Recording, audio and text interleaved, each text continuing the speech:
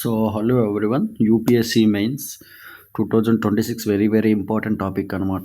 National movement గురించి మాట్లాడుతున్నాం. So part 2 వచ్చి మనం ఎక్కడి వరకు చెప్పుకున్నాం అంటే దండి మార్చ్ వరకు చెప్పుకున్నాం.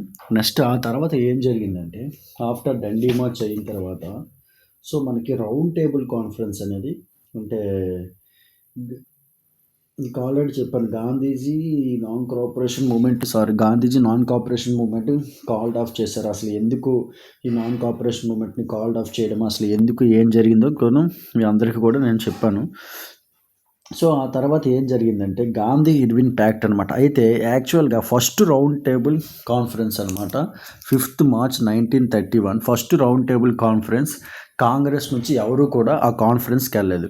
కానీ second round table conference Gandhiji గారు మాత్రం ఈ December 1931 జరిగిన సెకండ్ రౌండ్ టేబుల్ కాన్ఫరెన్స్ మాత్రం గాంధీజీ గారు అటెండ్ అయ్యారనమాట. December 1931 second round table Gandhiji గారు పార్టిసిపేషన్ చేశారు. అయితే అక్కడ గవర్నమెంట్కి గాంధీజీ గారికి ఒక అగ్రిమెంట్ అయింది. ఏంటి, గాంధీజీ గారు ఏమన్నారు, ఎవరైతే పొలిటికల్ లీడర్స్ ప్రిజనర్స్ అరెస్ట్ అయ్యారో వాళ్ళని రిలీజ్ చేయమని. అయితే దానికి వీళ్ళు ఒప్పుకున్నారు. కాకపోతే తర్వాత ఏం చేశారు, దాన్ని బ్రోక్ డౌన్ చేశారు. అంటే అది ఏదైతే చెప్పారో వాళ్ళైతే చేయలేదు. సో చేయడం అనేది జరిగిందనమాట. అంటే ఏవైతే గాంధీజీ గారు చెప్పారో అది చేయకపోవడంతో గాంధీజీ ఏంటంటే అది ఒప్పుకోకపోవడంతో సో అక్కడ నుంచి తిరిగి వచ్చేసారు అనమాట.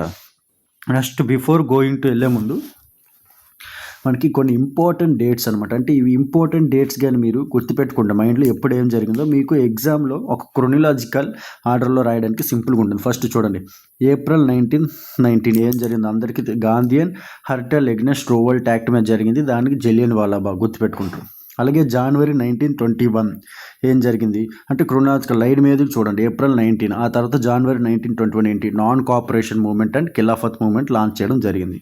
ఆ తర్వాత మళ్ళీ Feb 1922 Chauri Chaura Gandhiji withdraws non cooperation movement. మీకు ఆల్రెడీ చెప్పాను, నాన్ కోఆపరేషన్ మూవ్మెంట్ గాంధీజీ గారు ఎందుకు విత్డ్రా చేశారంటే ఈ చౌరీ చౌరా ఇన్సిడెంట్ అంతా కూడా వైలెన్స్ చేయడంతో గాంధీజీకి నచ్చకపోవడంతో సో అంటే గాంధీజీ ఏమంటాడు, ఫ్రీడమ్ ట్రూ నాన్ వైలెన్స్ ద్వారా తెచ్చుకోవాలి కానీ ఈ వైలెన్స్ ఎక్కడో కూడా ఉండకూడదని చెప్పి అంటారనమాట. సో ఆ వైలెన్స్ జరగడంతో గాంధీజీ గారు నాన్ కోఆపరేషన్ మూవ్మెంట్ని విత్డ్రా చేయడం జరుగుతుంది.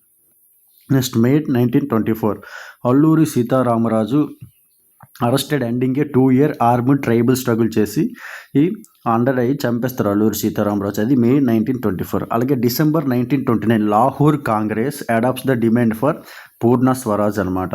December 1929లో లాహోర్ కాంగ్రెస్ అడాప్ట్ చేస్తారు. ఏంటంటే Purna Swaraj means complete independence అనమాట. అలాగే 1930లో ఏం జరిగింది, Ambedkar established depressed classes association. Ambedkar గారు డిప్రెస్డ్ క్లాసెస్ అసోసియేషన్ని ఎస్టాబ్లిష్ చేయడం జరుగుతుంది. అలాగే March 1930 Gandhiji begin civil disobedience movement by breaking salt law at Dandi అనమాట. బిగిన్ సివిల్ డిసోబీడియన్స్ మూవ్మెంట్ని స్టార్ట్ చేసి ఆ తర్వాత ఈ సాల్ట్ లాని బ్రేక్ చేశారనమాట అట్ దండి. అలాగే March 1931 Gandhiji ends civil disobedience movement. December 1931 second round table conference. Sorry అండి, ఇందాక మీకు నాన్ కోఆపరేషన్ మూవ్మెంట్ అని చెప్పాను, నాన్ కోఆపరేషన్ మూవ్మెంట్ కాదు, civil disobedience movement called off చేసి అప్పుడు రౌండ్ టేబుల్ కాన్ఫరెన్స్కి గాంధీజీ గారు అటెండ్ అవుతారు December 1931. అలాగే 1932 సివిల్ డిసోబీడియన్స్ రీలాంచ్డ్. మళ్ళీ 1932లో ఏమవుతుందంటే ఈ సివిల్ డిసోబీడియన్స్ మూవ్మెంట్ అనేది మళ్ళీ కూడా ఈ 1932లో రీలాంచ్ చేయడం అనేది జరుగుతుందన్నమాట. అర్థమైంది కదా. సో అదనమాట. అయితే నెక్స్ట్ ఇప్పుడు ఎక్కడి వరకు వచ్చాం, నెక్స్ట్ మళ్ళీ కంటిన్యూస్ చేద్దాం. అయితే ఇప్పుడు ఈ ఫ్రీడమ్ మూమెంట్స్లో బిజినెస్ మ్యాన్స్ కూడా చాలామంది కూడా అసలు ఉన్నారు. ఈ బిజినెస్ క్లాసెస్ అంతా కూడా ఉన్నారు. During the first world war Indian merchants and industry had made huge profits and become powerful అనమాట. అంటే ఏమైంది, ఈ వరల్డ్ వార్ జరుగుతున్నప్పుడు ఫస్ట్ వరల్డ్ వార్లో ఇండియన్ యొక్క మర్చెంట్స్ ఇండస్ట్రీస్ ఎవరు ఉంటారో వాళ్ళకి బాగా ప్రాఫిట్స్ అనేవి ఎక్కువగా వచ్చాయన్నమాట. ఎక్స్పాండింగ్ దర్ బిజినెస్ చేసుకున్నారు. They now reacted against colonial policies that restricted business acts. అయితే ఆ తర్వాత ఏమైంది, కొలోనియల్ అంటే ఇంగ్లాండ్ వాళ్ళు బ్రిటిష్ వాళ్ళు వాళ్ళ మీద రిస్ట్రిక్షన్ చేశారనమాట ఆ బిజినెస్ యాక్టివిటీస్ మీద. So they wanted protection against imports of foreign goods and rupee sterling foreign exchange ratio. They would discourage imports to organize business interest. అయితే దాని మీద ఏదైతే ప్రొటెక్షన్ ఆఫ్ ఇంపోర్ట్స్ మీద ప్రొటెక్షన్ చేయడానికి వాళ్ళంటే ఒక అసోసియేషన్స్ ఇవన్నీ కూడా ఫామ్ చేశారు. ఏంటంటే సిసిఐ అనమాట, ఒక అసోసియేషన్.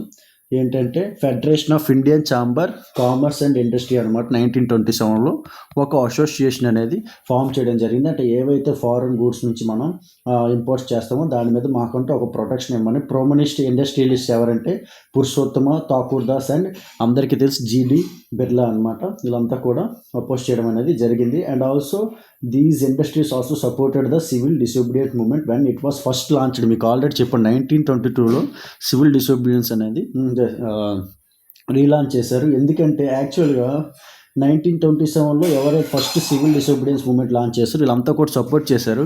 ఆ తర్వాత మూవ్మెంట్ని ఎందుకు మీకు కాల్డ్ ఆఫ్ చేశారంటే మీకు ఆల్రెడీ చెప్పాను. ఎందుకు రౌండ్ టేబుల్ కాన్ఫరెన్స్కి మన చర్చలు పరిష్కరిస్తామని చెప్పి గాంధీజీ గారికి పిలిచారు. ఆ తర్వాత గాంధీజీ గారు ఏమైతే చెప్పారో ఈ పొలిటికల్ ప్రిజనర్స్కి మాకు రిలీజ్ చేయాలని చెప్పి అది ఎప్పుడైతే ఒప్పుకోలేదు గాంధీజీ తిరిగి వచ్చి మళ్ళీ 1932లో ఏం చేశారంటే ఏం చేసి 1932లో మళ్ళీ గాంధీజీ గారు ఈ సివిల్ డిసోబీడియన్స్ మూవ్మెంట్ని మళ్ళీ కూడా రీలాంచ్ చేయడం అనేది జరిగిందనమాట. అర్థమవుతుందా? అది జరగడం జరిగింది. అది సివిల్ డిసోబీడియన్స్ మూవ్మెంట్. ఆ తర్వాత ఒక పక్క సివిల్ డిసోబీడియన్స్ మూవ్మెంట్ మళ్ళీ రీలాంచ్ చేశారు. ఆ తర్వాత డాక్టర్ అంబేద్కర్ కూడా సపరేట్గా పోరాడడం జరిగింది.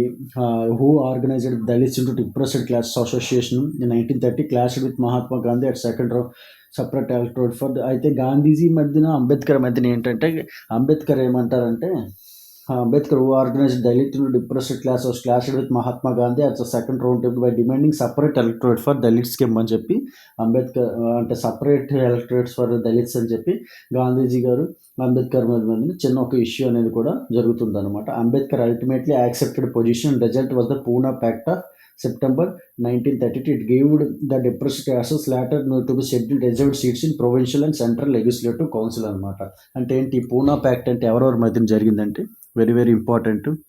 పూనా ప్యాక్ట్ అనేది గాంధీజీకి అంబేద్కర్కి 1932లో ఏం జరిగిందంటే యాక్చువల్గా అయితే గాంధీజీ గారు ఒప్పుకున్నారనమాట. ఫైనల్గా Ambedkar ultimately accepted Gandhiji position and result was ఏంటంటే ఈ depressed classes present scheduled caste ఎవరైనా అంటామో సో వాళ్ళకంటూ reserve seats in provincial and central legislative assembly కౌన్సిల్స్లో వాళ్ళకి ఉన్నాయి. There were to be voted in by general ఎలక్టరేట్లో ఓట్ చేయొచ్చు అని చెప్పి ఈ పూనా ప్యాక్ట్ ద్వారా గాంధీజీ గారు అంబేద్కర్ గారు అగ్రిమెంట్ చేయడం అనేది జరిగింది. సో అలాగే some of the Muslim political organization in India were also lukewarm in the responsible to the civil disobedience movement after the decline of non cooperation Khilafat movement a last section of Muslims felt from middle. అయితే ఎప్పుడైతే గాంధీజీ గారు ఇలాగ మిడిల్లో ఏంటి non cooperation movement చేస్తారో ఇలా చాలామంది ముస్లిమ్స్లో ఏంటంటే కొంత ఇది అంటే ఇబ్బందికరంగా ఫీల్ అయ్యారనమాట. So the Congress came to be more visual open Hindu religious nationalist group like Hindu Mahasabha as relations with Hindus and. అయితే ఎప్పుడైతే ఈ కాంగ్రెస్ కొన్ని అసోసియేషన్ గ్రూప్స్ ఫామ్ చేశారో లైక్ హిందూ మహాసభ అప్పుడు ముస్లిమ్స్లో కొద్దిగా ఎగ్నిస్ట్ అనేది పెరిగిందనమాట. సో అప్పుడు provoking Hindu Muslim communal classes and riots in various cities every riot depend on the distance between అన్నమాట టూ కమ్యూనిటీస్. అది జరగడం జరిగింది. సో ఆ తర్వాత మీకు అందరికీ తెలుసు one of the Muslim League అనేది ఫామ్ అయ్యడం జరిగింది. దానికి హెడ్ ఎవరు వచ్చంటే Ali Jinnah, Mohammad Ali Jinnah is the head of that Muslim League. అందరికీ తెలిసిందే. There are willing to demand for separate electorates. వాళ్ళు సపరేట్ ఎలక్టరేట్స్ అనేది ముస్లిమ్స్ వాళ్ళు అందరూ కూడా అడగడం జరుగుతుంది. If Muslims were assured reserved seats in the central assembly and representation in proportion to the population in the Muslim government provinces. Bengal and Punjab negotiation over the questions of representative continued, but all hope of resolving the issue at the all parties conference in 1920 disappeared. So అయితే మీకు ఫైనల్గా ఏం జరిగింది, ఈ Muslims కూడా మాకంటూ ఒక separate electorates ఇవ్వండి అని చెప్పి డిమాండ్ చేయడం అనేది కూడా జరుగుతుందన్నమాట. ఆ తర్వాత అది ఫైనల్గా జరిగింది. అయితే ఫైనల్గా the sense nationalism spreads when began to believe that they are all part of the same nation when they discovered some unity that binds them together. But how did the nation become a reality in the minds of people? The sense of collective imagination అంటే కొన్ని imagination అంటే history songs ద్వారా దీని ద్వారా ఒక imagination కొన్ని pictures ఇవన్నీ కూడా స్ప్రెడ్ చేసి జనాల్లో కూడా ఇంకా కూడా ప్యాట్రియాటిజం పెంచేలాగా చేశారనమాట. అండ్ ఆల్సో చూడండి. అలాగే ఫస్ట్ మీకు అందరికీ తెలుసు భారత్ మాత కీ జై అందరూ అంటారు కదా! The identity of India came to visually associated with the image of Bharat Mata అనమాట ఇక్కడైంది. ఇమేజ్ వాజ్ ఫస్ట్ క్రియేట్ చేసింది ఎవరంటే Bankim Chandra Chattopadhyay who wrote national song అనమాట. మనకి వందే మాతరం రాసింది ఈయనే. ఎప్పుడంటే 1870లో ఆయనే first image was created by Bharat Mata ఎవరు చేశారంటే మనకి ఎవరంటే బంకిం చంద్ర చటర్జీ అనమాట. సో ఇవన్నీ కూడా క్రియేట్ చేయడం అనేది జరుగుతుంది.